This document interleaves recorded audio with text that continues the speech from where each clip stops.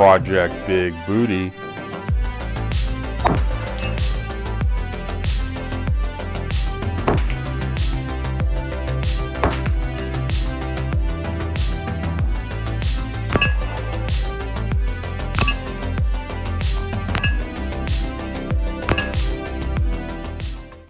Folks, welcome back to the Wanneroo channel. Thank you for tuning in this evening. And here we are for part 3 of Project Big Booty. And so far, I think everyone's enjoying this video series. I'm having a lot of fun making it.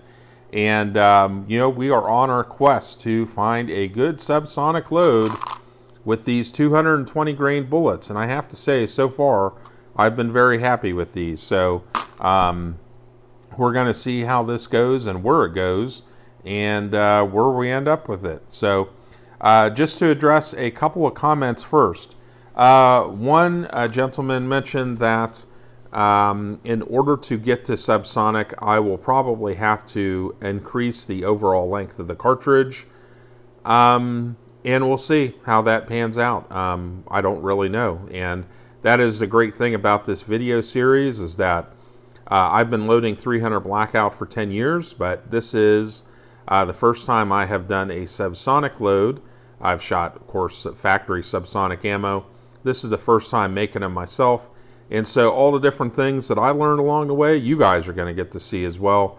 All the different, whether it's tips or tricks or other little bits of information, as I learn it, you guys will get to learn it too and kind of watch what I'm doing.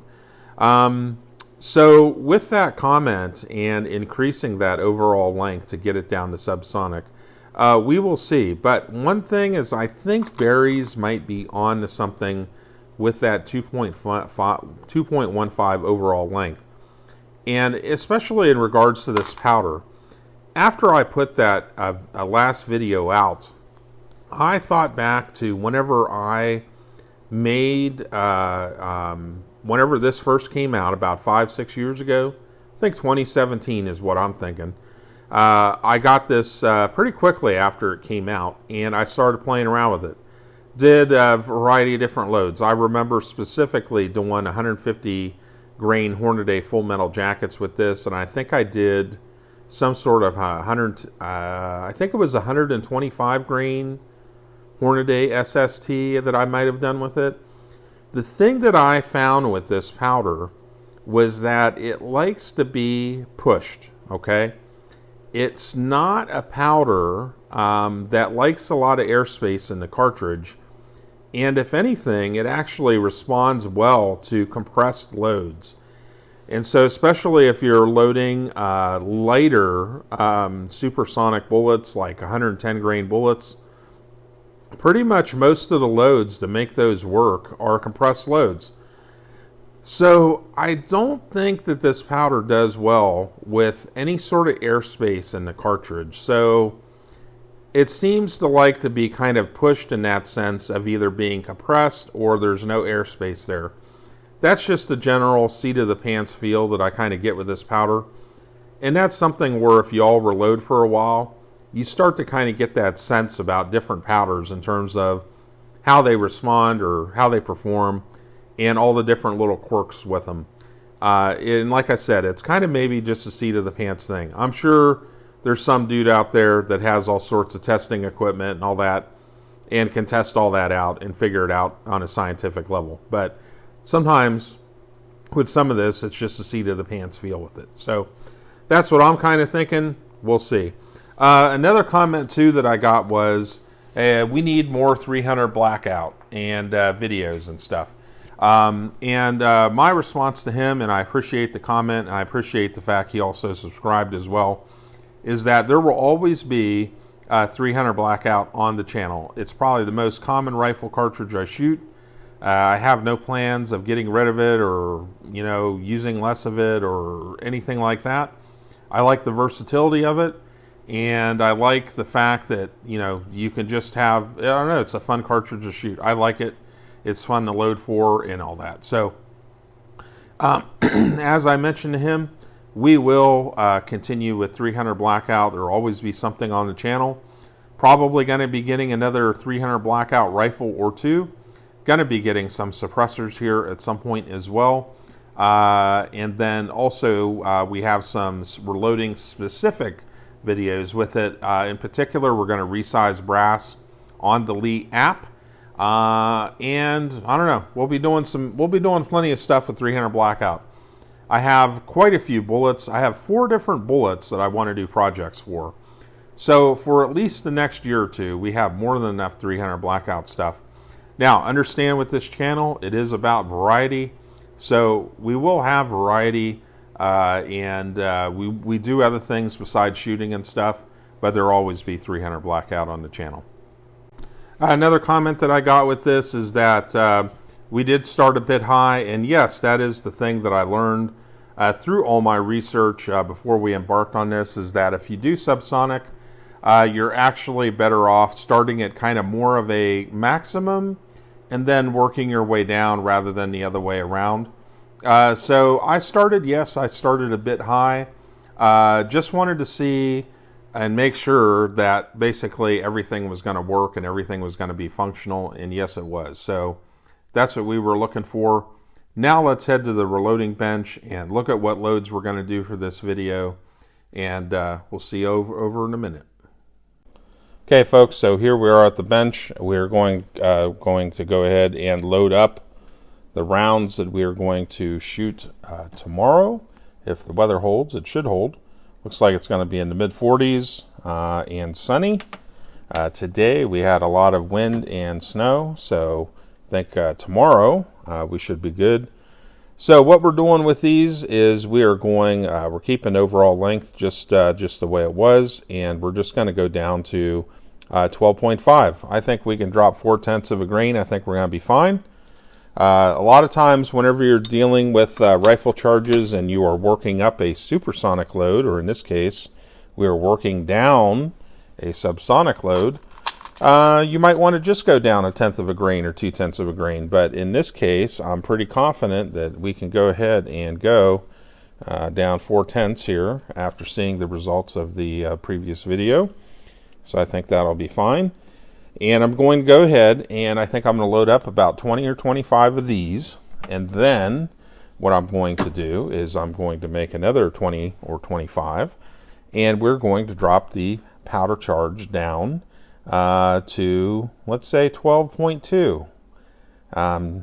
We're going into uncharted territory. So I think I'll start to slow down the amount of powder that we're putting in, and kind of start to see what we come up with. Now, the thing is, right now, we're closing in on winter, and as like a lot of folks out there, they, do multiple loads and test them out all at once, and we're kind of in a position where I think the weather is going to start to close in a bit, and so when we have the good weather, since I'm going to the range, we'll knock out these 2 loads at once, and we will see what we come up with. Let's see how many we have so far. Looks like we have 12. The other thing that I'm going to do is I'm going to check them in my case gauge as well, just to make sure everything is looking good. And everything is looking sweet. So that should work. Also, I got another comment, a couple of comments actually. One guy mentioned in regards to the Berry's plated bullets, jacket separation above 1,250 feet per second, he said. Berry's, they say 1,300 feet per second. That comes from their mouths. And that is in regards to Blackout barrels that are 1-7 twist. I guess there's some 300 Blackout barrels out there, 1-5 twist, where these bullets will start to have issues at 1,000 feet per second. Okay, so just be aware of that. That's what Berry's says. So, I just kind of go off of what the manufacturer talks about. Now, last video when we were in the 1200s, I didn't see any evidence of any plating separation or anything like that. So I think, we're good, no issues. So as long as you stick below that 1,300 feet per second for most people, it sounds like you're going to be just fine. So that should be good. And then he also made mention of He also made mention of magazines, and so just so everyone knows, I think I mentioned this in the previous video. I thought I did. But we are using 300 Blackout specific magazines, and these work much better whenever you're shooting subsonic ammo. I find myself regular AR-15 magazines work just fine for all the supersonic stuff. In fact, a lot of those lighter 300 Blackout bullets have trouble with these 300 Blackout specific magazines. That's my experience anyways.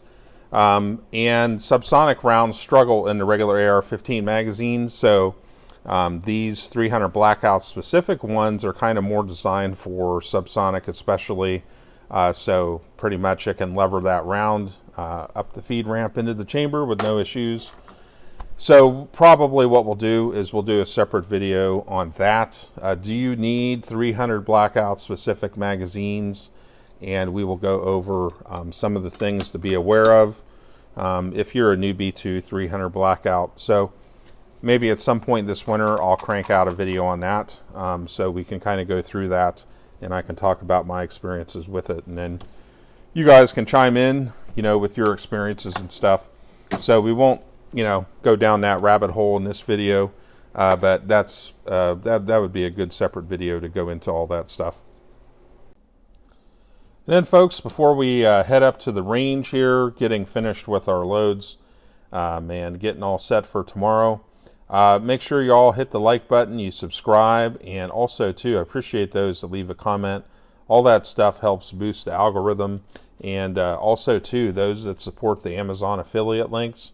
Those, you know, any commissions I make through that, I just put right back into the channel. More support we get, more videos I make. Simple as that. So we're getting all done here. So next thing is up at the range. So we'll see you up there in the next part of the video. Here we are up at the range now with our test rounds to fire here for Project Big Booty. And everything is looking good. So we've got our two different loads here. Now I went ahead and decided to go with 12.1. You know, just kind of a call I made. We'll see how it kind of pans out. And we also have 12.5. So we'll start with that, kind of see how that goes, then roll into the 12.1. We are going to go ahead and chrono test everything. So we have everything all set up here at the range. Also too, it's a very cold, bone-chilling day. So we've got Mr. Heater here going, getting my hands all warm before we start shooting. Then I'll go ahead and shut that down. But I did a review on this last year, so check out the review. I love having this little heater. Doesn't work in high wind or anything like that, but on a calm day like today, it's a mega big help. And here's what the range looks like today. So, bit cold, and It's a little bit what I'd call, you know, those bone-chilling days you get where it's overcast and it's humidity's high, and that's kind of the way it is today. It's just kind of just very, very cold. If you notice there on the left, we got some additional lighting. One thing I'm looking for is to add some more lighting too, so I'm looking at some different options for like a battery, some sort of lighting that will run off a battery and provide some additional light for whenever it's darker in winter. But anyways, yep, we're pretty much ready to go.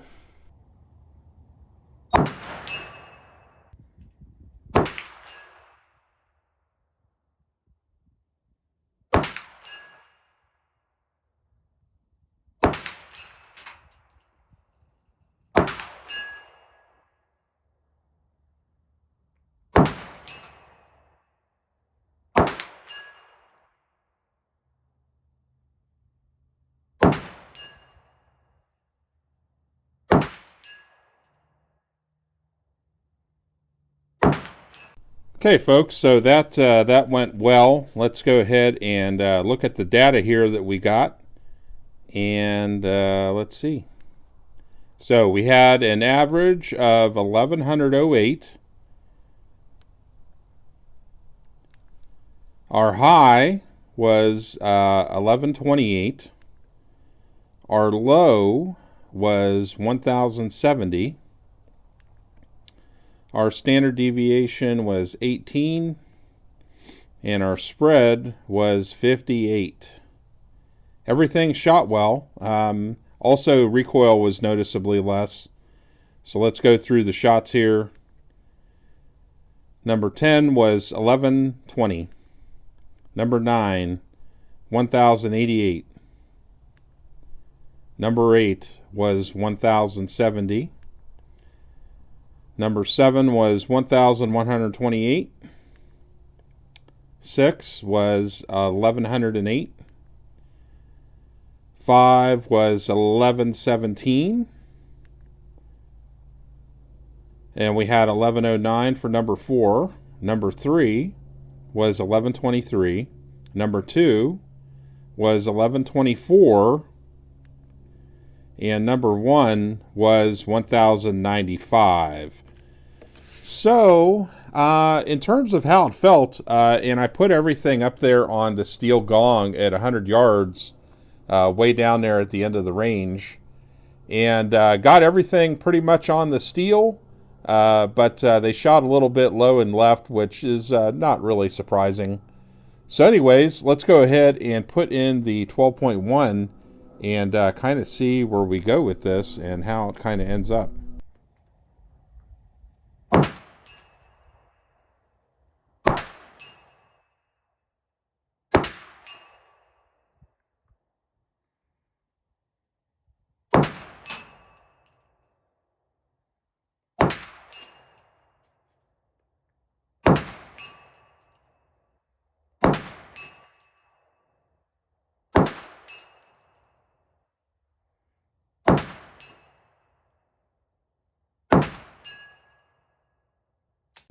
Okay, folks, so 12.1 there.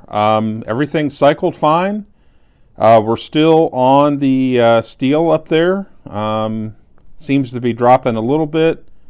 So we had 1086 for an average. Then we had a high of 1100. A low of 1071. Standard deviation there of 9. Well, that's not too bad. A spread of 29, so actually kind of tightening up on that one there. That's interesting.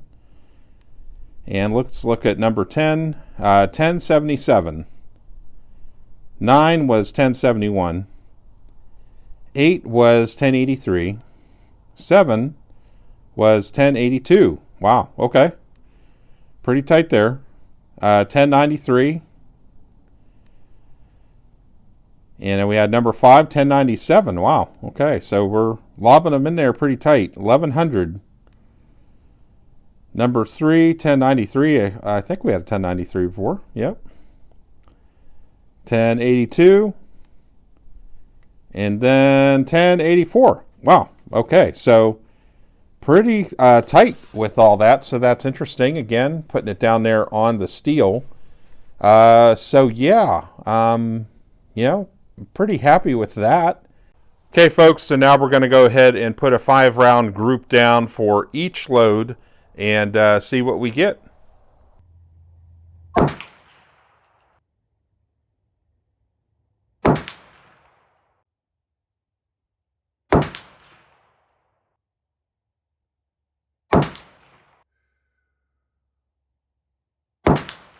Now, folks, this is a voiceover here while editing this footage. It seems to me some of these rounds went ahead and went subsonic. Now, I checked in my area using some online calculators for speed of sound, and it looks like with my elevation and then also the air temperature at the time, that speed of sound clocks in at about 1,083 feet per second. And definitely from the chronograph work that we did, we had some of those on that 12.1 powder charge that came in below that. So it does look to me like we are getting in the zone, and that is a good thing.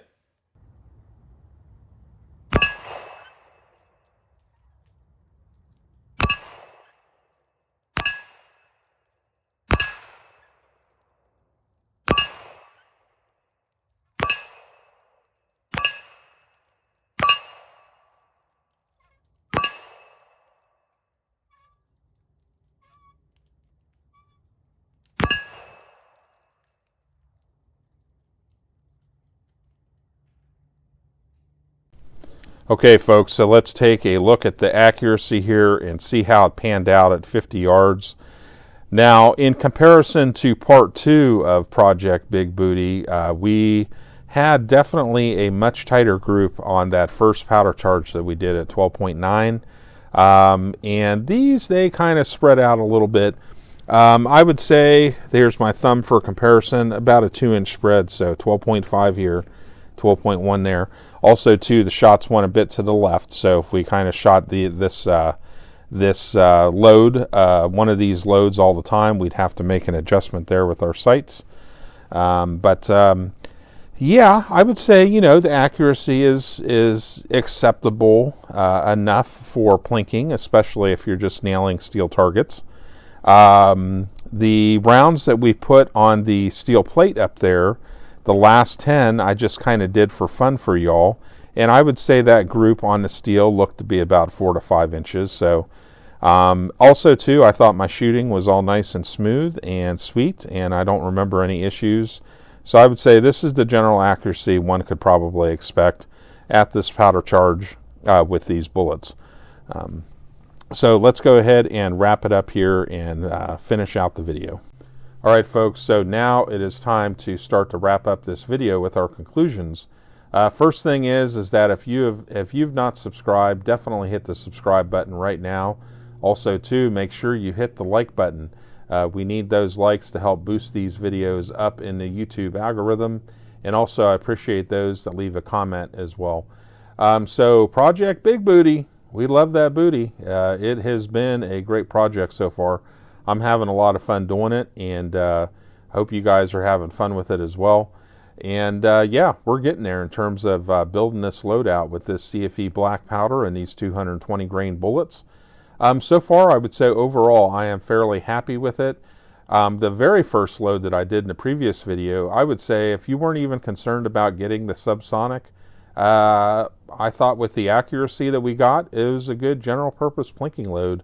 If you just wanted to load some up and just plink away and hit some steel, perfectly fine. I might even do that myself at some point. Again, if I'm not concerned about getting the Subsonic and you just want a general bang, bang, bang, put some rounds down the range on the steel, that works just fine.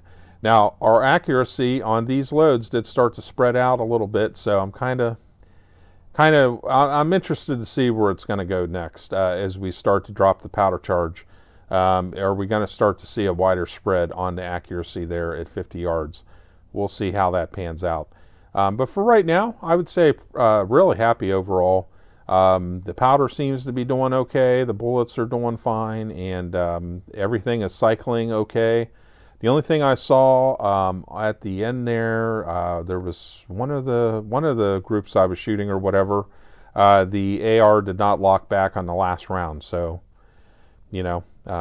so I've seen that happen before with subsonic loading. So we'll see how that pans out. But anyways, folks, make sure you check out the Amazon links below in the video to help support the channel. Just anything through there that you buy kicks back a small commission to the channel. And I appreciate all the support we get here at the channel. Lots of new things are coming up for 2024. I'll put out a separate video for that, but I've been working quite a lot in the kind of behind the scenes on a lot of different things, and you're going to see some new projects coming up. We have some projects that started in 2023 to finish, and we have a whopping ton of videos along with new studio space coming up here in the new year, and possibly some other fun stuff as well. Probably some more car content on the channel and other things too. But we will continue with doing gun content as long as we can on YouTube. So appreciate the support from y'all. I'm having a lot of fun. Hope you guys are having fun with it too. Also too, any comments or suggestions or anything like that, feel free to drop in below and leave a comment there. I'm always happy to hear from you guys. Anyways, have a good Christmas and a new year, and we'll see you in 2024.